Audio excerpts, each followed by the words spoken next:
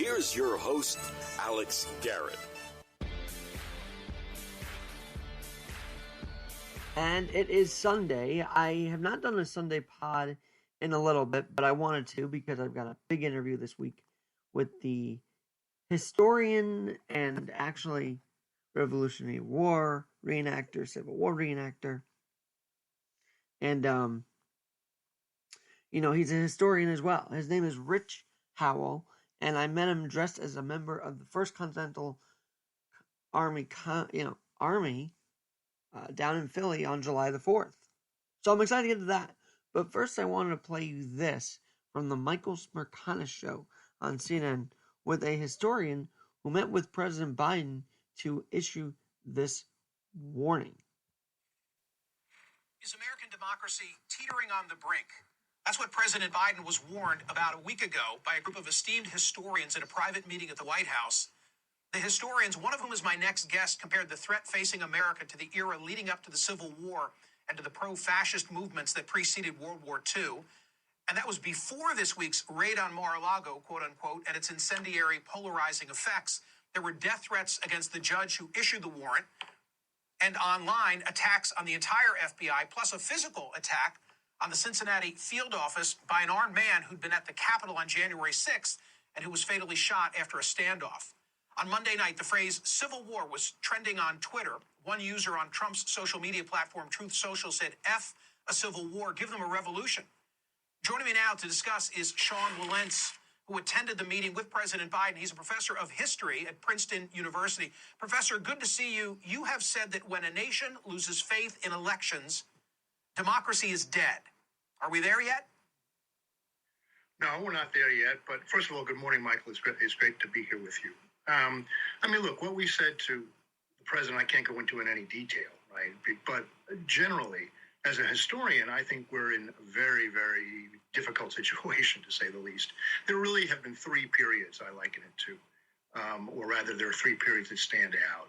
One is, as you said before, the decade leading up to the Civil War. Secondly, the 1930s, amidst the global economic collapse. And then a longer period, actually, it's culminated in what we have now, but it really goes back at least to the 90s and hit an inflection point, I think, around 2000. In which, now, what's common to all three are two things. First of all, it's global as well as domestic. All of these are situations where, the situation for democracy worldwide was in crisis. And it was in combination with that the events unfolded in the United States. But secondly, it has to do with legitimacy. That's the key to all of this, is when the basic institutions of the country are being called in, the legitimacy of those institutions is being called into serious question. That certainly happened before the Civil War. It led to secession when the slaveholders' rebellion, in which they said, look, we don't believe in your constitution is wrong, we have our own, goodbye. In the 1930s, when there were these fascist movements, but more than that, there were real attempts to take over the government, not just by, the German-American Bund or something, but there was a banker's plot. There were all kinds of things that were going on that were trying to unsettle American democracy. And then more recently, and which you see not only elections, as you said before, elections being called into question, January 6th, but then you go back to November 22nd, 2000, in which there was another mob tried to stop the counting of votes in Miami-Dade. It may have affected the election. All along, the basic institutions of government. Now we have even the FBI, law enforcement, is being called into question. Those are moments, I think, when democracy really is in trouble, and we're certainly at that one of those moments now. So here's the thing.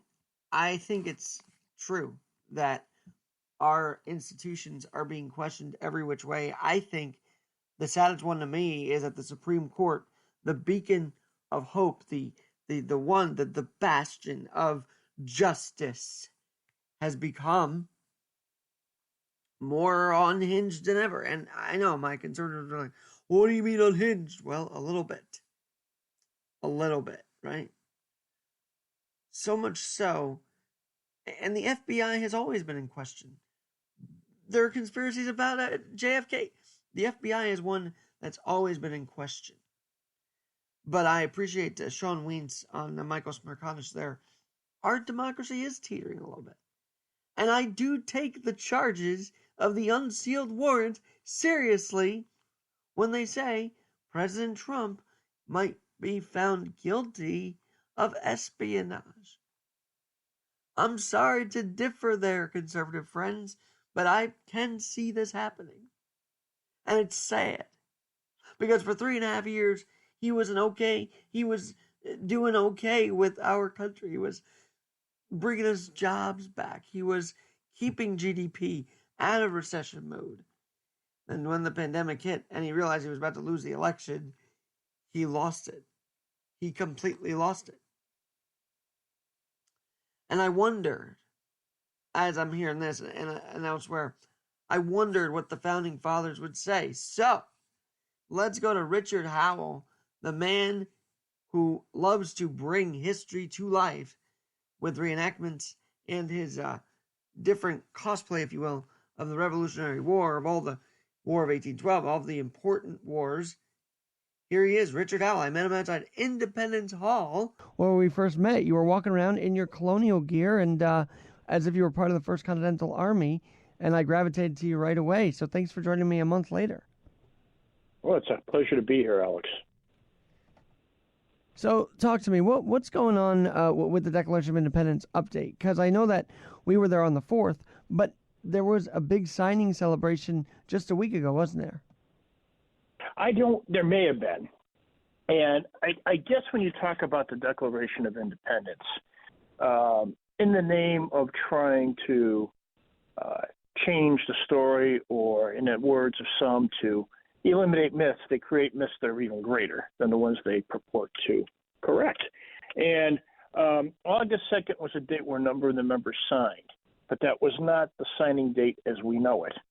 And just to back up a little bit, when Congress voted for the Declaration of Independence, or when they voted for the Resolution of Independence, we know that was July 2nd. Many of us know that. However, it was not made official until the 4th of July, which is why that date became the day we celebrate. It was not an accident. It wasn't a misunderstanding. It was very deliberate. And that was the date that it was signed by the President of Continental Congress and attested by the Secretary, who was not a voting member. And Jefferson, Adams, and Franklin all attest to the day they died, Adams and Jefferson 50 years later, that they had signed it on the 4th of July. So many members were there. Ironically, and maybe not so ironically if you know the story or understand what was going on, a lot of members didn't stay. After the 2nd, many of them had to leave. There was a war afoot, and many of them had the seat of war in their very backyards at various stages, or they were called away to different services in their states. So not all of those men were there to sign the Declaration on the 4th, and that would have included Robert Livingston, who was one of the Committee of the Five, along with Adams, Jefferson, and Franklin, and Roger Sherman from Connecticut, Livingston from New York. He had to leave immediately, so he was not there for the 4th nor the 2nd, but his brother, Philip, would be, and he would sign much later on. In fact, we think he may have even signed as late as November. They were so allowed where does August 8th come in? Because I heard that in our tour at Independence Hall, if I'm not mistaken. I heard it too, and they do that there. Basically, it depends who preps the people for it in the story they want to put forward. The August 2nd date came because a number of the members who had to leave Continental Congress in that part of July. The vote initially was going to take part on the 1st, but because of some last-minute changing, like in South Carolina, Delaware even, they had to postpone it a day. And I think many of the members may have had, and I can't die on this, but I think this is a reason. We're planning to leave probably within a few days, and they had to kind of stick around a little bit longer or leave much more quickly than they intended to because they're pressing business to attend to. Thomas McKean is the one man that all of the August 2nd primary signing hold their provenance from, because he had stated that nobody signed it on the 4th, although I don't know if he actually said that. But, they signed it on the 2nd. Now, Thomas McKean was not present on the 4th of July. He was one of the men who had to leave the area, and he had to Delaware, and he had to go back to his home state, which wasn't far comparatively speaking, as to the others. And he had signed it on the 2nd. So it's unclear as to what McCain actually meant, whether he was just speaking for himself and members who signed it on the second, or somebody just extrapolated that, well, nobody signed it on the fourth. And it's led to a lot of what I would consider confusion unnecessarily. There's so much about the document that we overlook, that we wrangle on things like this. Well, let's not wrangle anymore, because I've got an actual question also that, they say how hot it was on July 4th, 1776. And it was hot this year, sure, but you're in that colonial gear, sort of a cosplay, sort of an honor to those in the First Continental Congress. But those guys wore that for real in the heat, didn't they? They did. I happened to have a woolen uniform on that was a Continental general uniform, officer uniform. Would have been the same for any of the staff and even some of the men on occasion. And many of them may have had linen. I mean, there's a huge controversy in the reenactment community and the living history community as to what the proper clothing is, and everybody has an opinion. We do strive to be as accurate as possible, and we've really had cleaned up the act in the last 40, 50 years. However, longer. However, sometimes it's overdone. There would have been cloths or linens available in the summer weather. They would have certainly, like we did, had clothing that would have been a little more comfortable in the summer than in the winter. It was unusually hot, according to the congressional records, that week. July in Philadelphia was hot when you and I were down there, so I don't think it was too much different because it was extremely hot at that point when we were there. But yeah, some of them may have had clothing like that, certainly, and they certainly would have had their overcoats off at a certain point in time, particularly being in that hot room. There's no doubt about that. And the powdered wigs, can't forget that. Got that too. Of course, they may have kept some of that on. They probably took some of it off. Don't forget that room was closed to anybody in the outside. Those deliberations were kept very private, so it wasn't like you had people peering through the windows, seeing what they were doing. All right, let me ask you this one, because I don't know how many outfits that guys in the reenactment community have, but do you have a lot of outfits? I'm sure those in the community might want to hear how many outfits you've got. Well, I myself, if I had to take a quick count, I have at least 5, maybe 6. One of the groups I belong to is the Lexington Minutemen, so that would be civilian dress. And so that could double, not just for, militia, Minuteman duty, train band duty, as some of the New England forces were known as, from Old England, that came from. And to the Continental uniform that you had seen, which is very opulent and used more along, later war occasions, or sometimes early war. And I also have what is called a court suit, which would have been the equivalent of more formal wear, or has formal wear, what the equivalent of formal wear is today. That's another one. And I have some, lighter clothing, and I have, different uniforms from different groups I belong to, from the Dragoon Regiment, 2nd Continental Light Dragoons, to the United Train of Artillery to Rhode Island, to hunting shirts. So it runs a vast panoply of clothing. All right. Well, I know you're in the reenactment community, so tell us, what's your favorite battle reenact? I know you do it in Lexington and elsewhere, and we talked about Williamsburg, so I'm sure you've hit up all these different, all those different spots, but what's your favorite? Oh, I would have to say it's hard to pick one. Obviously, one that's among my favorite is Lexington, because that's where it started, and we actually are able to recreate it on the Common, what is known as Lexington Green today, where they would have drilled, where their church had been, where the battle and the fight actually took place, not just that morning, but later in the afternoon when the British forces, under different circumstances, had made their way back to town. Bunker Hill would be, but you really can't do a whole lot there on that site, so sometimes it's done off-site. Yorktown was enjoyable, although then again we did it on the state site, which was off the National Park site, but I think for the 250th they'll move it back. Monmouth was very enjoyable. It's a state site in Philadelphia, one of the most consequential battles of the American Revolution, and really the most decisive battle in the North, or the last decisive battle in the North. They had one other in Springfield later on, but Monmouth in 1778 was the pinnacle for that. I'd been down to some battlefield. Guilford Courthouse, tremendous, North Carolina. Very pivotal battle, huge. And for the first time, I'm going to be attending Brandywine in not too far from there, not too far from Philadelphia in September.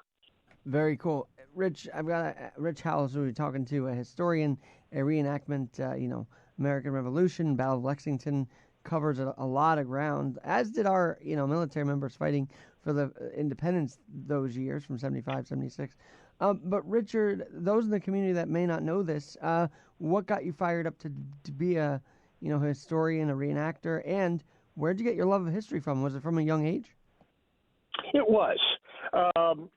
Ever since I was a boy, we took trips up to Bunker Hill. We took trips to different places. When I was 10 years old, just about, not quite 10 years old, the bicentennial had started.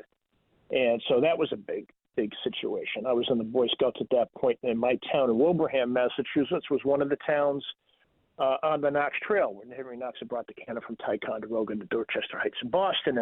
Washington was able to drive out Howell and the British forces from Boston that March in 1776, actually St. Patrick's Day, evacuation day in Boston as well. And from there, it just grew. We would do plays, but I always, from a young age, liked it. We had busts of George Washington around, other historical figures, and I always gravitated to it. So I was a researcher. I was a student of history long before I became a reenactor. That didn't start till 2003. And the reason I was slow to get into it was because I saw some reenactments. Some folks did a better job than others. And if I was to do it, I wanted to make sure it was real. My career was in full swing, so I didn't have a lot of time at that point in my mind for extracurricular activities. But in my town, when I was chairman of the Historical Commission, we decided to commission a series of tapes for the town history. And a couple of people had showed up. One person in particular had showed up and said, gee, I belong to a horse Dragoon unit. I said, well, that's interesting. I don't know if I really want it. But I said, you have horses, and you guys do it for real. And I like the uniform, and I like the way they did things, so that's where I got my start. And that was, 19 years ago now, over 19 years ago. Well, at least those tapes were not destroyed. I'm sure you've kept them, right? I have them all. Yes, I have most all. I mean, there was one I'd worn so many times, and I had been in a mishap, so that kind of went by the wayside. I had to replace it, but everything else I still have. Do they ever do the Paul Revere, riding through town saying the British are coming in Lexington? They do. And what happens is you have a man, a couple of them, one of them is a friend of mine, who takes that role on. And, he only rides basically from where the green is to where the parsonage, the Hancock Clark House is. And that was named after the first two ministers in Lexington, really. One was actually the grandson-in-law of the other. And also married John Hancock's cousin, his grandfather being the first minister. So that's where the ride ends. That is where Revere and then later Dawes joins him, which really would have happened. And then they ride back together. And then just before you hit the common, they veer off to the left and dismount. But yes, they do that. You mentioned Hancock. I believe he was the last signature. Of course, the biggest one on there, but it's the last signature, isn't it? No, he was the first. Sorry, so he's the first. In fact. So I had thought they were waiting on someone else on August. Like, the way it came to me at the Independence Hall was they were still waiting on others through those weeks to finally sign it. I thought Hancock was one of them that they waited on, but I might have misheard that. No. And the odd thing is, and this is why I say, it's important to have the discussion because it is out there. And to me, it just serves to confuse the issue more, sometimes deliberately. Sometimes people just think, oh, hey, I know something most people don't know, and it makes them look good. Even for people who advocate the August 2nd date, most all of them concede that Hancock signed it on the 4th of July. He had to have, because the president, as the president of Continental Congress, would have had to make that official by signing it. And again, others would have signed on it too, just to show that they supported. This was not just another resolution they passed. This was big. And the July 4th date is there because that's the day it becomes official. They voted to do it on the 2nd. They basically said we are already independent and this is how it should be, and that's a whole other discussion for another day. But it's official. The Declaration of Independence and the document itself is official on the 4th. And, of course, as I said earlier, Adams, Hancock, and Jefferson, and a couple of others also attested they signed it that day. The second was when a number I didn't of hear were wrong, though. I thought I heard absent. something different. You did. but it's not. If you look at the congressional record, they do talk about the second date. They also talk about the fourth date being signed. So, no, that is not inaccurate. And to my mind, you can either take the word of Thomas McCain, and again, we're not even sure exactly everything he said, but they use him, or you can rely on Adams, Jefferson, and Franklin. And I know they were just some of the founding members of our country. Yeah, McCain was too, by the way. None of those men were slouches by any stretch. But again, the McCain quote's the one that is used, and in my opinion, not genuinely or accurately used. Richard, he was not even there. The most sad part of all this, though, we have to talk about it, is people actually want to start boycotting July 4th. How do you boycott that? I mean, the fact is, the Founding Fathers gave you the right to do whatever the hell you want, but at least respect America in the process.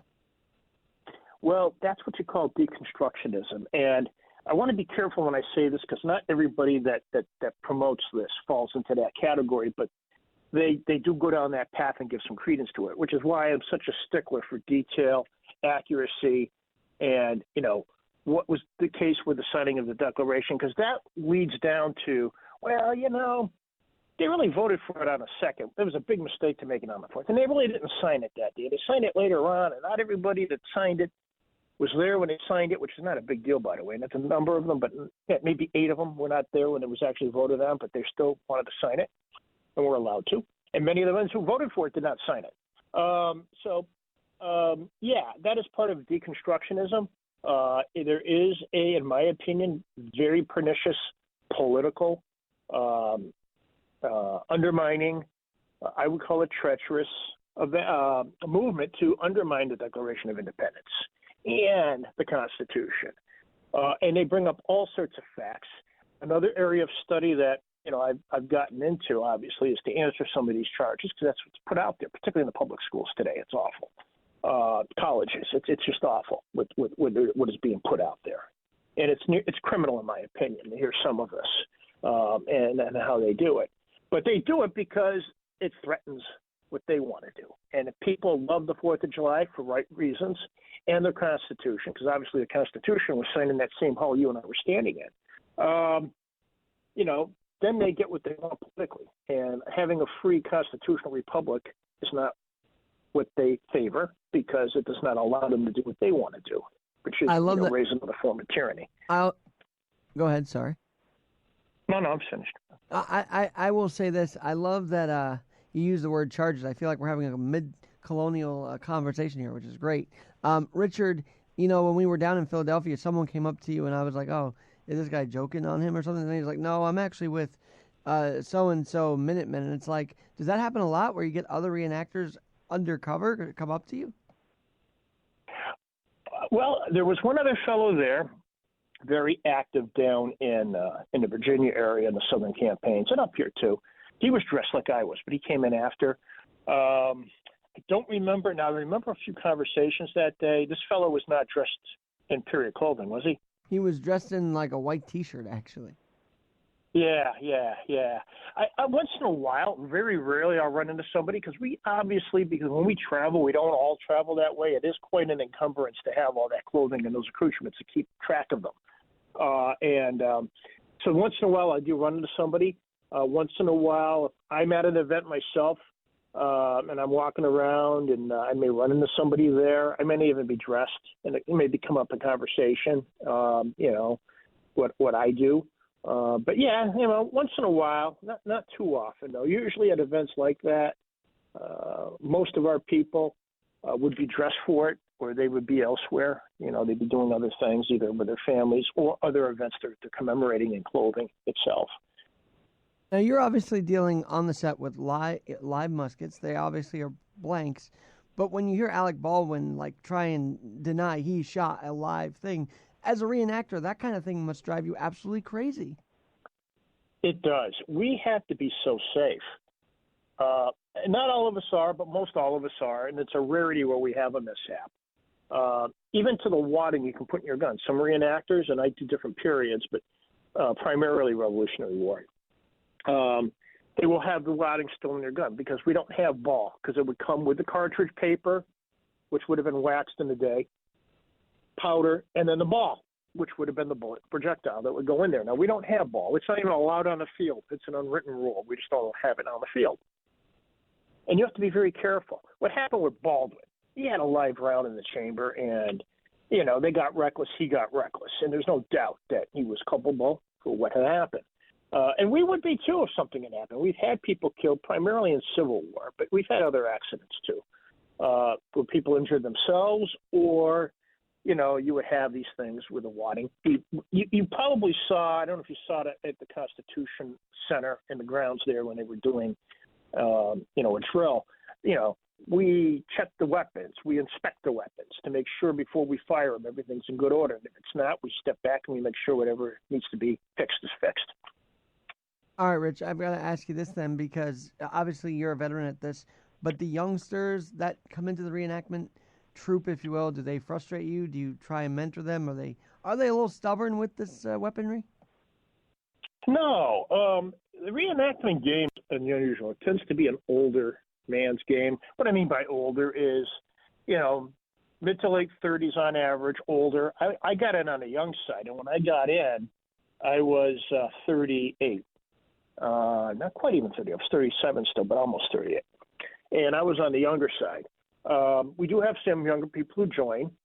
When you have new people who join, the groups I belong to, one of them was a cannon unit, so we didn't do a lot with muskets with them, but a little bit. But the cannon's another situation. You had to be very safe around it. And with the horses, we used pistols mostly, but we also had muskets or carbines.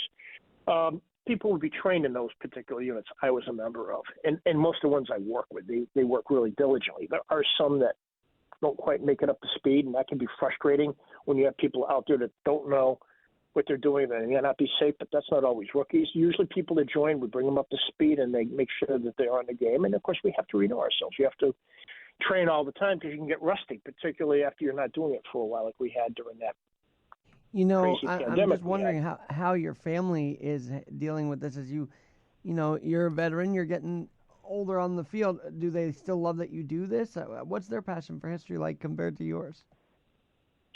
They do. I'm not married. I don't have children. And if I had, typically these kids would probably be in their mid-20s by now if I had. And so what would happen? One, they, we like what you're doing, or two, they're ambivalent to it, or three, they would probably join themselves. And we do have that in some cases where family members will join and work. It's just not all the time, but it does happen. It's not unusual or unheard of. But my other relatives, my clientele, I'm a financial advisor by trade. And I don't even talk about it a whole lot, but quite often the ones who know me the best will always ask me what my next reenactment is because they love this stuff. They love hearing about it. Family members That's very too, cool, by the way. Yeah, it is. It just goes to show, what it entails and how people really think of it. And of course, we were there at a good crowd. Ironically, I don't know if your listeners realize this, but when you and I were in the assembly chambers, we were there roughly around the time the Declaration would have been signed. At that moment, and I was so excited, my heart was beating a little faster. I got to be honest. The reason we know that is with daylight savings time, and we have to do this in Lexington because in the spring when the clocks go back, we have to adjust everything an hour. So the Declaration debate started, the final one on the 4th for the signing would have been between 9 o'clock and 10 o'clock, and they had a couple of other smaller items, one before, big items, but not long in duration for discussing, one before and one after. So we were there. When we got into the Assembly Hall, it was maybe 20 after 9, and we were there for good 15 minutes of talk, and you and I were there for probably another 10 minutes after that, talking to people. And we were there at that time, and it's neat because the last time I was there with my brother. We were there. I worked it at that point deliberately to be there at that time.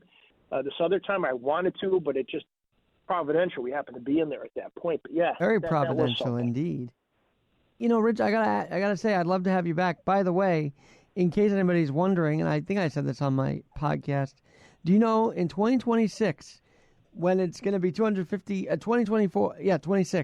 when it's the 250th anniversary, obviously Philly's going to have their Independence Day, but then the All-Star Game is in Philly to commemorate that. And yes, I'm very excited that baseball will be on display just a week after the 4th. That's going to be very special, and I hope to get down there for that.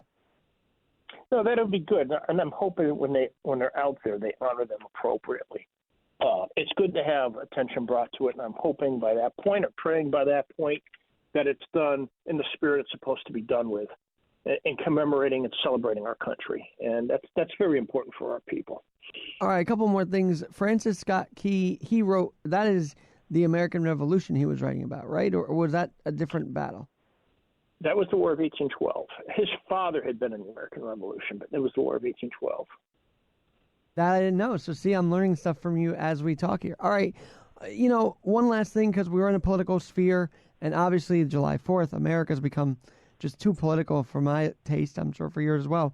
But when someone sees, oh, well, the former president gets raided, or it's the 40th anniversary of Nixon's resignation, those might be black marks on the nation, but you can't let that totally upend your love of America, right? When you go through the struggle of liberty, and our struggle for liberty started in England centuries before it came to our shores, but it continued here. We go through gyrations like this. And it's interesting, I had forgotten, because I remember when Nixon resigned. That was about just before the bicentennial, actually.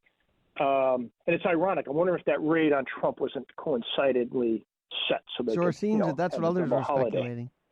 Yeah, I would not be surprised at all. And those things we have to take seriously. I think it's abhorrent. I will be frank about it, blatant about it. And the other thing, too, is it's funny. The public servants who more in line try to govern us within the Constitution are the ones that are getting pushback. We still have anti-constitutional forces today, the way we had back in those days and even before. It's the same fight. If you look at Great Britain, it's the same thing going on there right now and around the world, but I mention it because of the common law, the English common law. And in the future, that would be a good podcast to do. What brought this all about and what was the genesis and the history of all of this? Oh, yeah, we have to break this down a little more for people because it's such a thing to unpack. And I love that I feel like I've known you for a few years already. I just met you last month on July the 3rd and July 4th. So that was special. All right, Rich. I am so glad I got to spend some time with you today on this. Please do come back. Is there an Instagram, a website, an email? How can they reach out to you for even your services as a reenactor? Yeah, well, I do have a page on Facebook, believe it or not. And it's RJ Howell. I really don't do a lot on the social media, but I do post pictures like what you and I would have done, so they can reach me that way. My contact information is there too. Certainly, if anybody is interested, you have my contact information. You can share it with anybody that may want to know more about, what it is I do or the people that work with me do. We're always into something. I'm going to be doing a speech up in Massachusetts for the Sons of the American Revolution on the 15th of April, and I'll be making a swing through the South through all the old Southern battlefields the month after. So there's always activity. Rich, thank you so much, and we will be in touch with you for sure, and please do come back. Looking forward to more conversation. I as well, Alex. Thank you for having me. Thank you. I'm Alex Garrett, where we're always adapting, and yeah, we love a little history here on the podcast as well. We'll talk to you soon.